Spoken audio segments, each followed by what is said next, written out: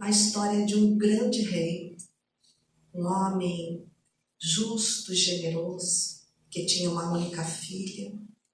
A sua esposa tinha partido para o mundo espiritual e a sua filha era a maior preciosidade que ele tinha.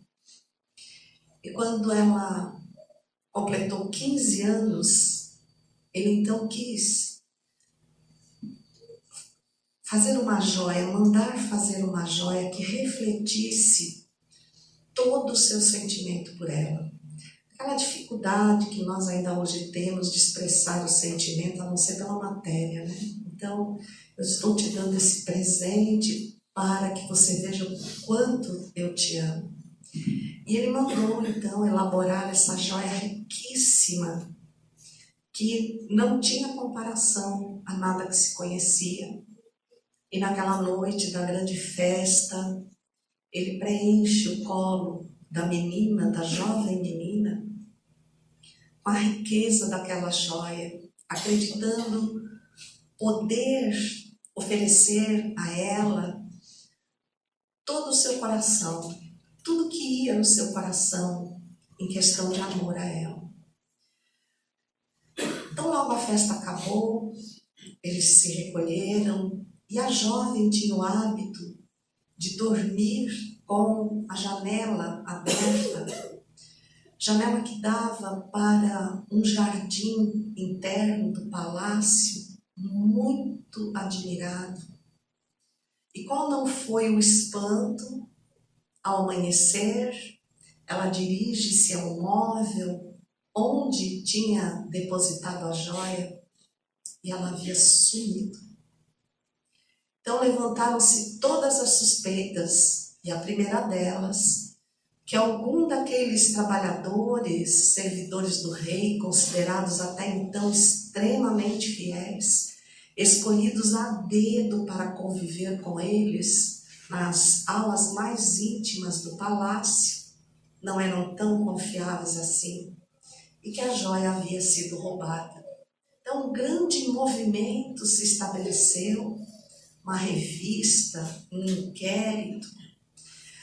Os soldados tomaram cada ala do palácio, mais um homem que mendigava e que ficava sempre à porta de entrada principal, disse que aquela joia não fora roubada, que nos primeiros alvores do dia ele vira um grande pássaro sair da área dos jardins do palácio e levando algo que cintilava em seu bico, que até então ele não imaginara ser uma joia, mas diante do desaparecimento, ele supunha que o pássaro poderia realmente ter furtado, ter levado essa joia, obviamente não pelo valor que ela tinha, não é? Ele não sabia.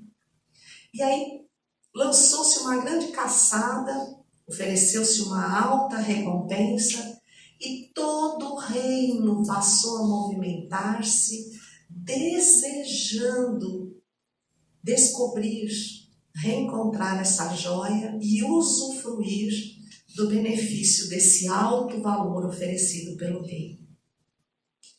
Dentre todos, um jovem muito pobre, revoltado, que sonhava em tornar-se alguém rico, famoso, visível no reino, ele não poupou os esforços, exatamente porque era jovem, para procurar nos lugares mais dificultosos. E ele dirigiu-se a um pântano próximo do castelo e que todo mundo temia, porque tinha uma lenda que envolvia esse lugar e a floresta que o tinha em redor, dizendo de bruxas, de maus espíritos, mas foi para lá, porque ele sabia que lá ninguém iria procurar. E quando ele está à volta do pântano, passando a mão pelo mato, ele visualiza na água lodosa a joia. Ele não se contém de tanta alegria, enfia a mão e puxa algo. Era um lugar muito sujo. E acredita que está recuperando a joia, mas não fazia nada do que retirar um pedaço de galho e folhas e lixo, ele inquietou-se. Uma grande aflição tomou conta dele. Ele esperou que a água acalmasse e lá estava a joia. Ele enfia os braços por um todo, tenta retirá-la, não consegue. A água calma, lá está a joia. Ele pula dentro daquele pântano, não poupando 1 milímetro do seu corpo, aquela água barrenta, fétida, e vasculha, enfia a cabeça, até que de repente, aquele homem que supôs que o pássaro havia furtado a joia, que exatamente por não se inquietar com a sua própria miséria, por dizer que a sua pobreza era sinônimo de liberdade, que ele não se aprisionava a nada, estava ali quieto, olhando o rapaz mergulhando insistentemente. Ele disse: meu jovem, olhe para você.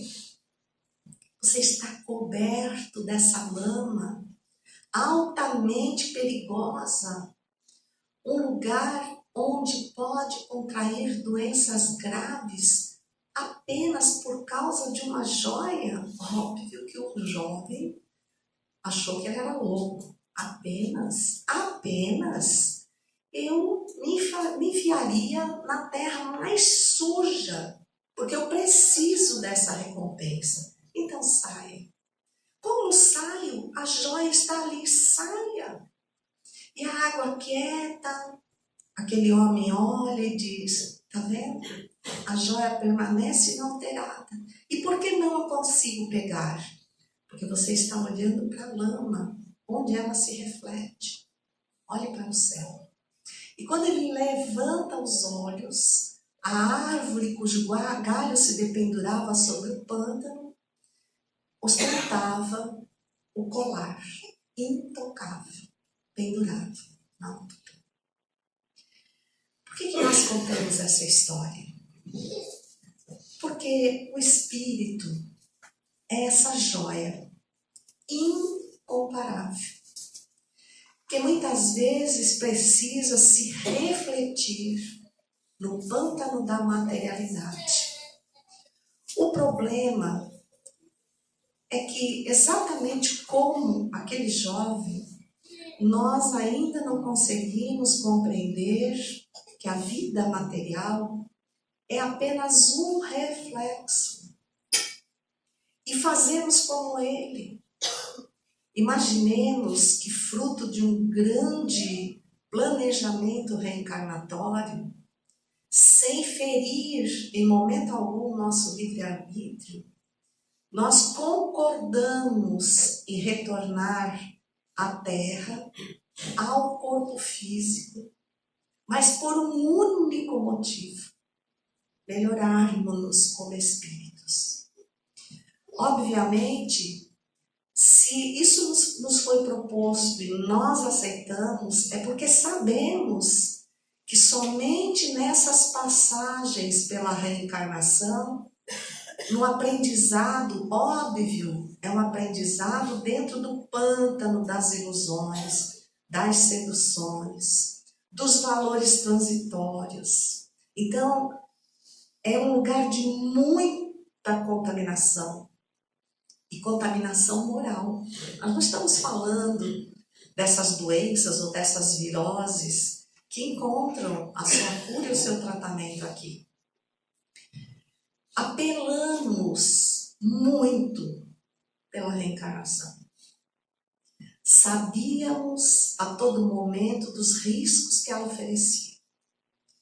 Sabíamos que o corpo físico é um grande limitador desse bendito sinal de Wi-Fi da espiritualidade. Sabe quando você coloca um multiplicador, um repetidor de sinal de Wi-Fi em casa? Mas dependendo das divisórias da casa, da distância, o sinal vai se enfraquecendo. O corpo físico é isso. é um computador que eu quero ligar lá do outro lado da rua, utilizando o Wi-Fi de um repetidor aqui da casa espírita.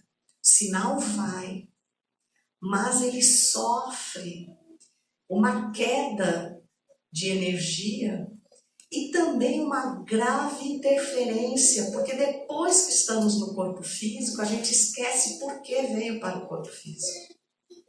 E mergulha nesse pântano, acreditando que toda a riqueza está lá dentro do pântano e não consegue muitas vezes relembrar e guardar consigo a nossa origem espiritual.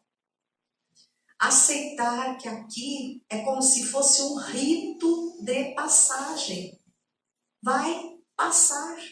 Então eu posso usufruir dos bens materiais sem me submeter, me escravizar a ele, ou criar um elo de dependência muito pior que a dependência química, que tanto nos assusta, e que nos traga depois um profundo sentimento de tristeza, de dor e de falência moral. Hoje nós vemos os números de desistência da vida aumentarem drasticamente, inclusive no meio espírita. E as pessoas dizem, nossa, e ele era espírita. O ele ser espírita é menos do que ele ser espírito, porque ele tem a vivência, as suas experiências repetidas. O seu corpo é a marca maior de todas as suas necessidades. O seu entorno familiar. Se nós não conseguirmos enxergar a lógica da doutrina, o mundo a partir do nosso corpo, da nossa convivência, é fruto de uma grande injustiça, que para aquele que crê em Deus, não pode aceitar. Então, o que é que realmente nós precisamos para fortalecer a nossa vontade, a nossa energia de resistirmos a todo esse turbilhão, essa inquietação, esse verdadeiro tsunami moral que está invadindo a nossa praia, onda após onda, está subindo pelas paredes, está fazendo submergir os nossos sonhos, as nossas esperanças, a ponto de nós abortarmos a existência, não confiarmos em nós, não sentirmos. Porque, gente, não é questão de vidência, de mediunidade, é questão de sentir. Eu me sinto um ser.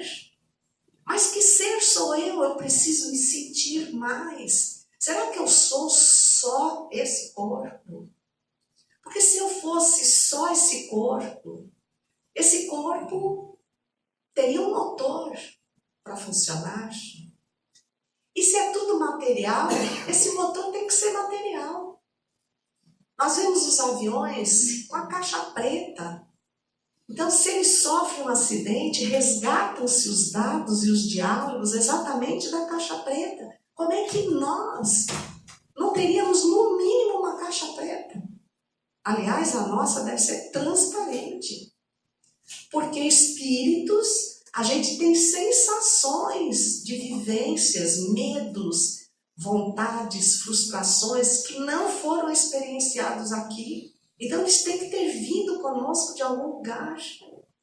É uma lógica tão absurda que a gente fica pensando que uma pessoa desistir da vida, quando nós dizemos, nossa, é muita covardia, né? Porque ele só pensou em si, é muito egoísmo, ele não pensou na família, ele simplesmente, se tinha um problema a nível familiar, ele desertou do problema e deixou todo mundo no problema, ou é muita coragem, mas não é nada disso. É muito sofrimento. Porque tudo que aquela criatura quer é se libertar daquele momento. Óbvio que ninguém quer morrer. Ninguém quer morrer. Mesmo sendo espíritas, sabendo que é uma continuidade, que aliás é de lá que nós vimos, né? Ninguém quer morrer, mas também ninguém quer sofrer. E se chegar num limite máximo de sofrimento, disser para você, o único remédio é a morte, pode chegar num momento em que esse sofrimento leve você a escolher esse caminho. Então é um caminho que pode ser de qualquer um de nós. Então nós precisamos prevenir-nos moral e espiritualmente, porque o espírito é o guardião do equipamento maior, que é o corpo físico. O que é que está acontecendo para toda essa sequência tão dramática que envolve o mundo, independente se o país é de primeiro, de segundo, de terceiro mundo, se a pessoa é rica, é pobre, não tem. Se a pessoa tem ou não tem religião, não está existindo mais essa diferença, né? Então a gente recorreu ao Livro dos Espíritos, a pergunta 943, que fala exatamente sobre o suicídio, esse trecho. E a pergunta, eu fiz questão de trazer como ela está lá, diz assim: de onde vem o desgosto pela vida que se apodera de certos indivíduos sem motivos que o justifiquem? Sem motivos para quem está olhando de fora. Mas a resposta dos espíritos da codificação é ímpar. E não é resposta para você ler a pergunta, ler a resposta e ir adiante. Esse é o nosso mal. A gente acha que lendo já sabe, e não é. A gente precisa refletir. A resposta, e eu só vou ler o iniciozinho dela, porque já é meses de reflexão. Diz assim: efeito da ociosidade. 3 itens. Da falta de fé. E muitas vezes da saciedade. Não é da sociedade. É do ter muito. É do ter tudo. Aí você para e diz: ué, mas a gente pensa que na maioria das vezes as pessoas desistem porque estão em terríveis problemas financeiros. Como é que pode ser da saciedade? Como é que pode ser da ociosidade? Minha vida não é ociosa. Mas prestem atenção. No livro 3, Leis Morais, falando da lei do trabalho, a pergunta 675 define trabalho como: trabalho é toda a ocupação útil. Então, trabalho não é emprego? Não. Eu posso estar empregada sem trabalho, não estou produzindo nada de útil, e posso ter trabalho sem ter emprego. Porque sou aquela pessoa que busca utilidade em tudo que faz. Aí a gente faz uma pergunta básica. Quem está empregado por obrigação, porque necessita do salário, mas tudo que faz, tudo que realiza não tem nada a ver com você?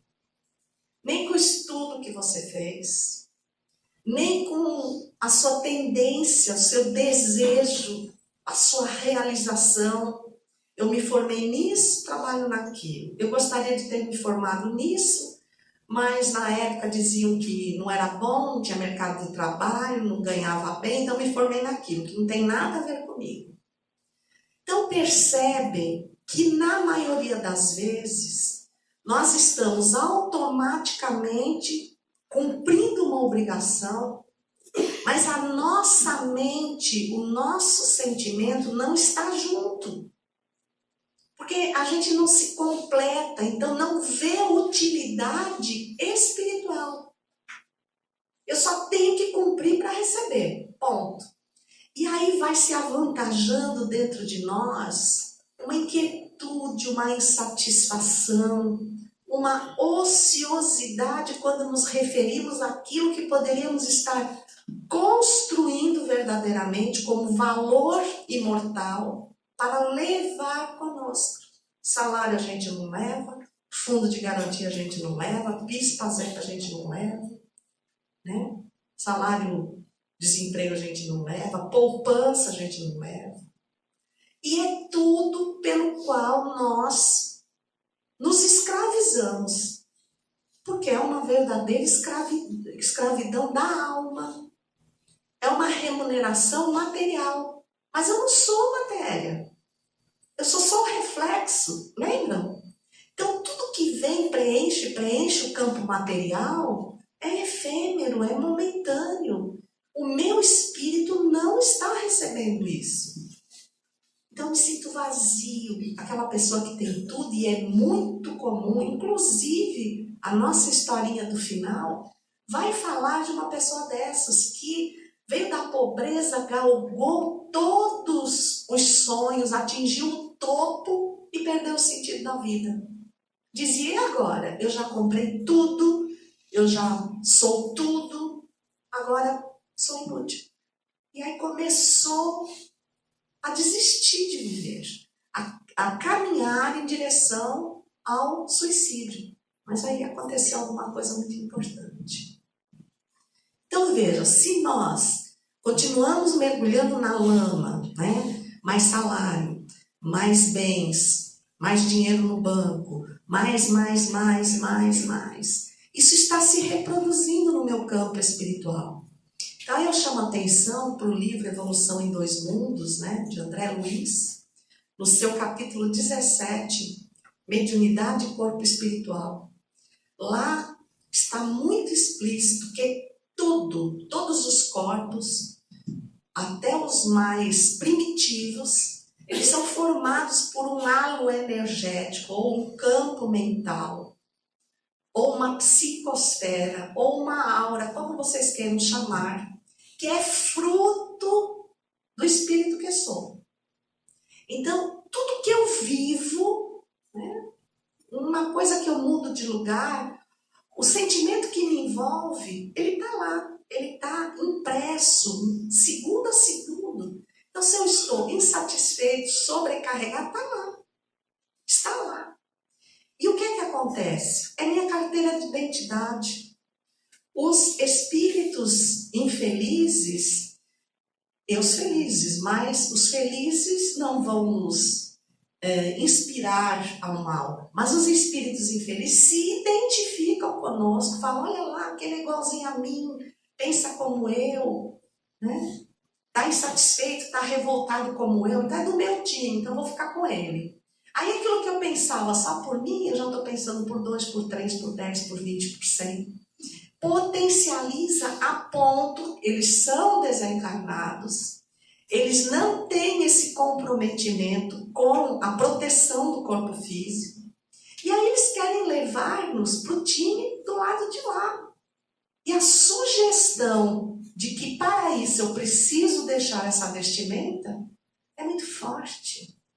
A gente não imagina, às vezes, para uma pessoa chegar ao suicídio, quanto ela lutou, quanto ela tentou se manter forte. E aí é que eu acho que tem que ser o grande apelo dentro das casas espíritas, o nosso olhar para sensibilizar-nos com relação ao que o outro está sentindo. Porque às vezes eu olho e falo assim, a fulano tem casa, tem carro, tem casa de campo, tem casa na praia, vai para os Estados Unidos, viaja, é feliz. E a gente não vê o olhar, o apelo. E ainda cobra a felicidade da pessoa. Porque se ela tem tudo, ela tem que ser feliz. Olha o colar na lama. A gente não está enxergando. Então nós poderíamos intervir muito mais vezes.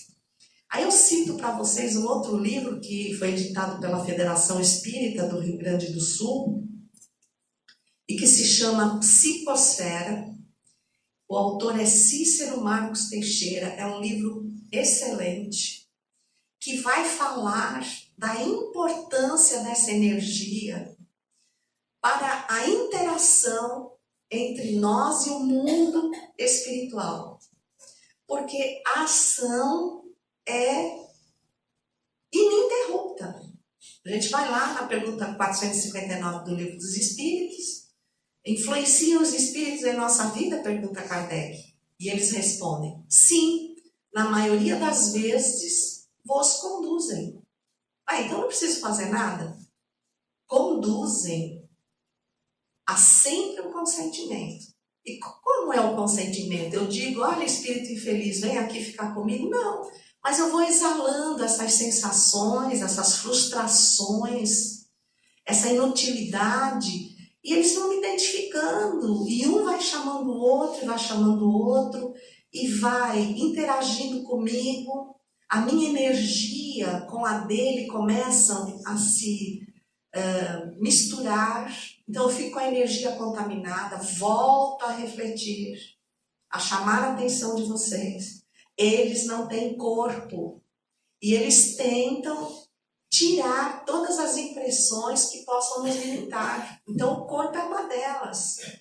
E eles roubam a nossa energia. Então isso é muito importante da gente avaliar. E aí Cícero Marcos Teixeira fala que esse aula é tão importante, e a ciência e tecnologia da Terra estão evoluindo tanto. Lembrem que aqui nós somos o lodo, o reflexo no lodo. Então, o que nós vemos da nata da tecnologia aqui, no mundo espiritual é infinitamente maior. Quem não lembra daquele aparelhinho simpático chamado psicoscópio, que está nos livros de André Luiz, né? E aí, aquele espírito passa aquele aparelhinho e ele mede o campo mental, né, o campo de vibração do espírito numa reunião mediúnica do médium encarnado. Em cima dessa reflexão e também da tecnologia, nesse livro nós vamos encontrar a seguinte observação de Cícero. Estamos próximos de um tempo em que, para esclarecer crimes, não serão mais necessários interrogatórios, processos, testemunhas. Senhores advogados vão começar a ficar desempregados. Tá? Eu espero que seja porque a gente consiga abolir o crime, né, da Terra, mas lá diz, essa tecnologia vai conseguir mapear o campo mental das pessoas e recolher matéria e projetar a cena do crime. Sabe a ideoplastia que a gente usa muito em reuniões mediúnicas? Então, o aparelhinho vira para você, ele não precisa falar nada, aquele aparelhinho capta e materializa as imagens, não vai dizer se você estava na cena do crime, se você não estava, se você planejou ou não, enfim, todos os detalhes. Gente, essa é uma realidade no mundo espiritual. Essa é uma realidade. Então percebam que os espíritos leem a nossa energia e sabem exatamente da nossa hipocrisia, muitas vezes, em relação de família, de amigos, de materialidade, como nós estamos sendo testemunhas hoje de algo muito triste, que a pessoa terá coragem de dizer: eu não sei de nada, eu não participei disso, eu não fiz nada, e ter feito, tudo prova que ela fez. E ela diz que não fez, e aí a gente faz o quê? Ficar com raiva. Quando a gente fica com raiva, a gente contamina o nosso campo energético. E viramos isca de tubarão. Porque esses espíritos vêm. Ah, mas é indigno demais. Tudo bem, a indignidade foi ele que fez. Nós sabemos que as leis humanas são muito deturpadas, porque são fruto da inteligência de espíritos imperfeitos, que somos nós. A gente pensa o quê? Que vai pegar uma Constituição, se der para a gente, que a gente vai redigir uma Constituição perfeita? Claro que não. Claro que não, nós não somos perfeitos. Então, a lei de causa e efeito, ela é perfeita.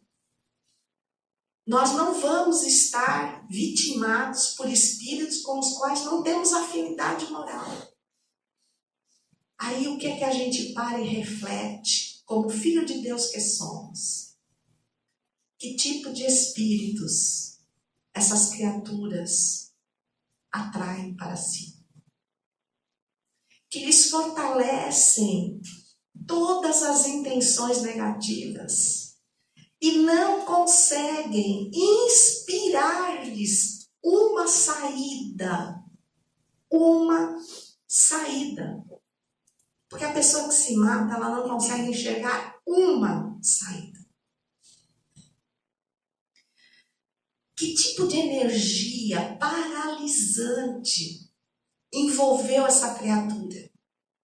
Vocês acham que da mesma forma que nós, tão apegados à materialidade, não percebemos a dor ou o apelo silencioso daquela criatura que convive conosco, que de repente, de uma hora para outra, ela vai embora por uma porta tão adversa?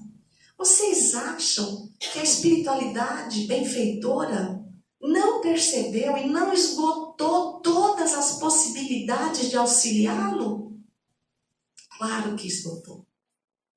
Inclusive, esse apelo da espiritualidade não fica focado apenas na suposta vítima. A espiritualidade superior roda todos aqueles que porventura possam chegar àquela criatura, até alguém na rua.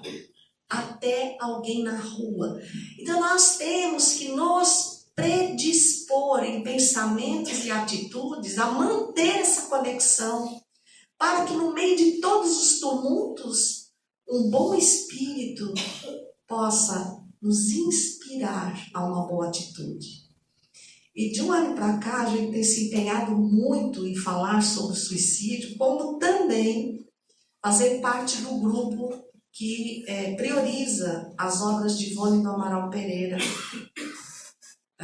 o estudo do Memórias de um Suicida e outras obras. Então, nos empenhamos muito com isso.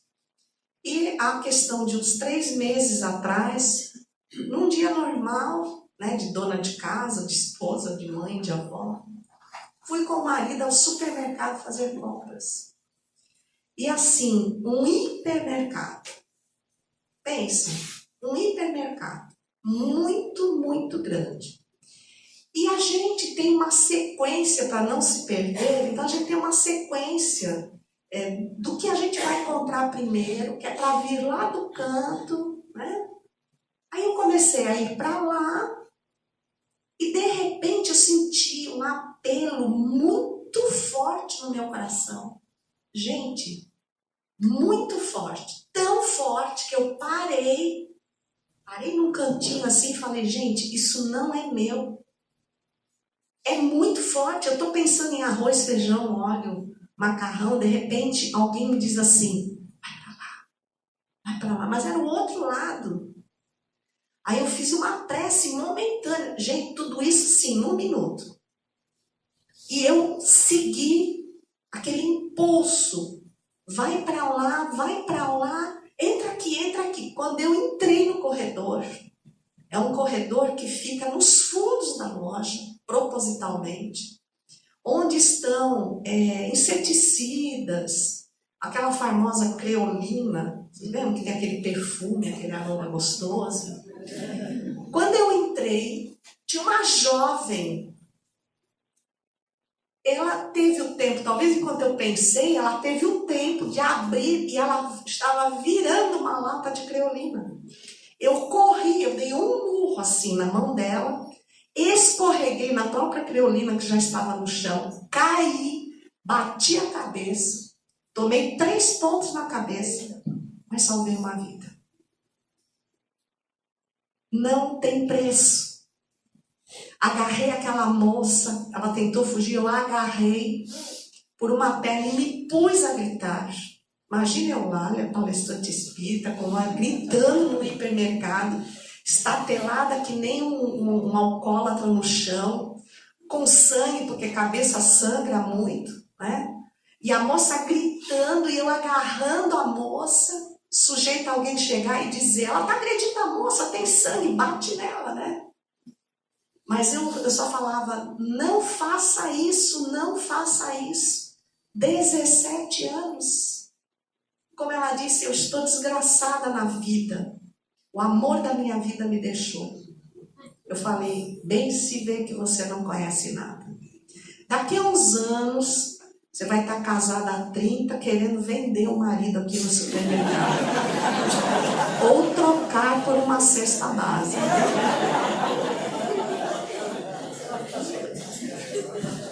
Nós ficamos amigas. Ela foi para a nossa casa espírita. Está em tratamento psiquiátrico, psicológico. E trabalhando como vocês, na assistência social, para ver o que é a dor. Porque nós potencializamos demais a nossa dor, óbvio. Porque nós temos históricos de dor atrozes no nosso passado. O nosso passado não foi boa coisa. Não foi de nenhum de nós. E lógico que nesse mundo tumultuado, onde nós continuamos mergulhando no pântano para recolher o colar que não está lá. Que não está lá. É óbvio que nós mergulhamos em sensações terríveis do nosso passado. E sem cultivar uma religião lúcida que nos explique realmente por que eu estar aqui, de estar fazendo o que faço, o que é que me resta fazer, o que é que eu me compromissei, a gente não tem força para ultrapassar tudo isso. Então tem que levar a sério, muito a sério. Num dos meus livros, No Silêncio dos Claustros, eu tive descortinado, aliás, os meus romances, meus, entre aspas, tá? Inspirados, orientados, mas eu tenho uma particularidade de ser levada aos locais, tanto que eles são difíceis de ser escritos. Há inúmeras paradas, porque sobrecarrega o nosso organismo, e aí eu reverencio Ivone Pereira, porque escrever Memórias de um Suicida, minha mediunidade, e a de Ivone Pereira. Então, a força moral que ela tinha, a resistência orgânica. E aí, no Silêncio dos Claustros, eu vou lá ao século XIII, num mosteiro em Coimbra, onde eu vivo, fui abandonada na roda, mas eu fui acolhida por aquela que hoje é nossa mentora espiritual, que é Isabel de Aragão, com o nome de Maria do Rosário. Eu recebi um acolhimento e não soube aproveitar. E o que eu faço naquela vida é algo tão grave, mas tão grave, que eu já tive entre aquela vida e a que eu estou hoje, em torno de 7 existências. Não foram suficientes para zerar a energia só daquela vida. Imagina o que eu tenho na conta dependurado. De tal maneira que, e foi por isso que essa vida me foi lembrada, foi num momento muito, muito importante, quando eu recebi um diagnóstico de câncer, há 5 anos atrás, câncer de mama, e a espiritualidade me explicando como nós temos que nos esforçar para fazer o bem, porque a energia contrária que nós criamos é muito alta. O que nos conectaria, se não estivéssemos no corpo, direto com os nossos algozes. Era como se nos trancassem numa sala, sem nenhuma saída, 24 horas por dia, todos os dias do ano, todos os momentos da existência infinita da espiritualidade, sendo açoitado, perseguido, acusado, torturado. Que bênção o corpo físico. E ainda assim drenou uma pequena energia como um câncer, que não foi meu malfeitor. Perante o que eu fiz, como eu agradeci a misericórdia de Deus. Como isso transformou a minha vida, os valores da minha vida. A ponto de que meu marido diz assim, você não tem medo que eu vou lá para o Pará, viu, gente? Pego aquelas barcas, ando dias.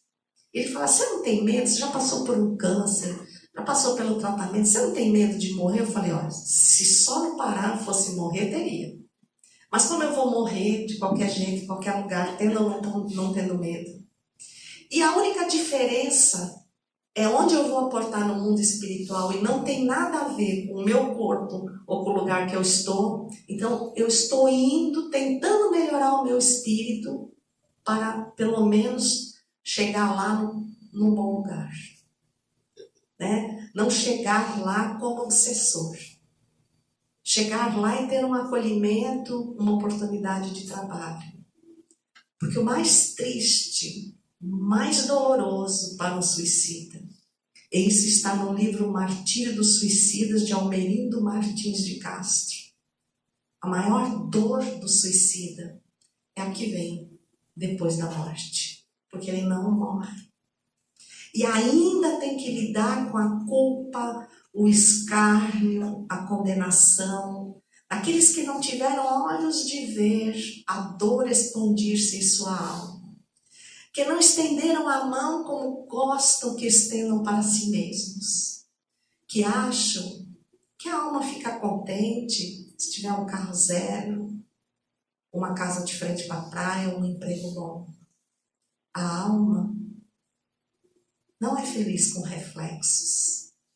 E para ela ser feliz é preciso que tiremos os olhos do chão, olhemos para o alto, por mais saciados que estejamos, por melhores conquistas que tenhamos, lembrar que eu sou imortal, que nada disso que aparentemente me completa e contenta pertence à minha alma. Pode pertencer ao meu CPF, só.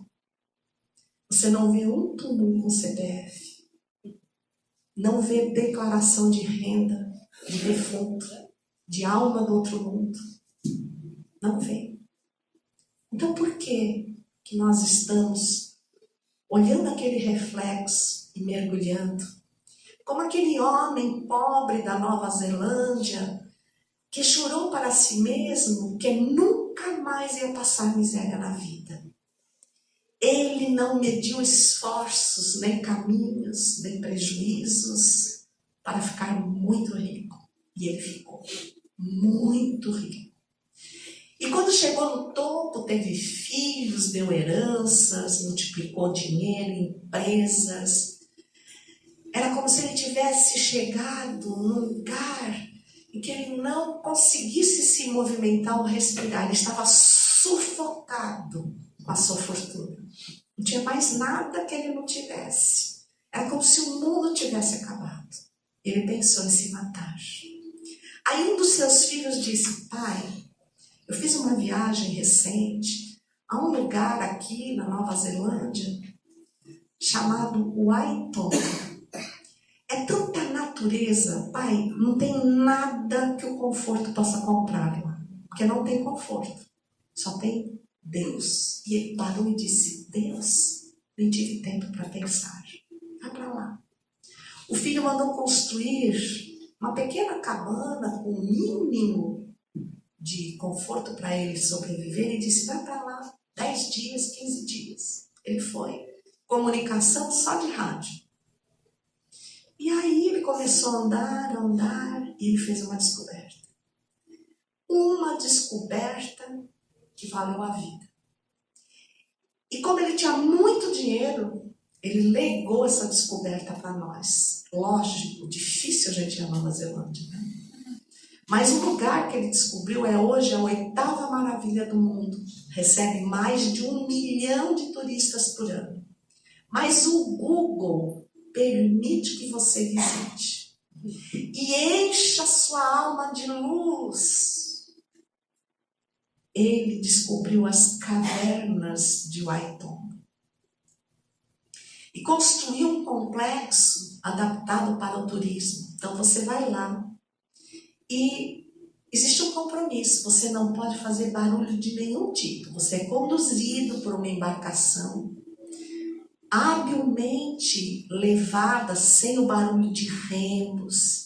E o que se sucede naquele passeio subterrâneo não convence ninguém de que está numa caverna. Porque quando sai, pergunta: o que você viu? O céu. Com tantas estrelas como eu nunca imaginei que tivesse. Você não viu o céu. Você estava nas cavernas. É uma sucessão de várias cavernas. A mais alta tem 5 metros de altura, mas são cavernas. Eu vi estrelas. Não vi. Na mais profunda escuridão, como muitas vezes a nossa alma fica, as luzes cintilam, iludindo a alma de que há um céu na escuridão. E nada mais é do que o lusco fosco de larvas de vagalumes no teste final daquela luz da cauda, que se assemelham a um céu estrelado. Se nós nos habituamos a acreditar na ilusão da lama, por que não na caverna iluminada? Quando a minha alma, inquieta e sofrida, estiver mergulhado na penumbra da dor, da desilusão, feche os olhos. Com certeza, nesse momento Deus envia luzes infinitas de almas amigas para te renovar a esperança. Nunca desista, porque por mais que você desista, tem que continuar a estrada. Queria que vocês sentissem agora essas luzes do complexo de cavernas de Waiton, mas lá no céu da alma, com um afago da espiritualidade e um toque daquela mão de Jesus, perguntando: o que queres que eu te faça? Cura-me, Senhor. E Ele então irá nos curar, para renovar-nos a vida, para nos incentivar a continuar caminhando. E nós, óbvio, temos pressa de voltar para as ocupações do mundo, como todos os que encontraram Jesus fizeram. Mas ainda neste vento suave da brisa do mar de João Pessoa, o eco da voz de Jesus vai nos atingir dizendo: vai, vai, e não tornes a pecar. Que essa energia saturada de fluidos benéficos, de paz e amor, envolvam todos vocês e vos conduzam com Jesus, junto com a minha profunda gratidão por estar aqui. Muito obrigada. Uma boa noite.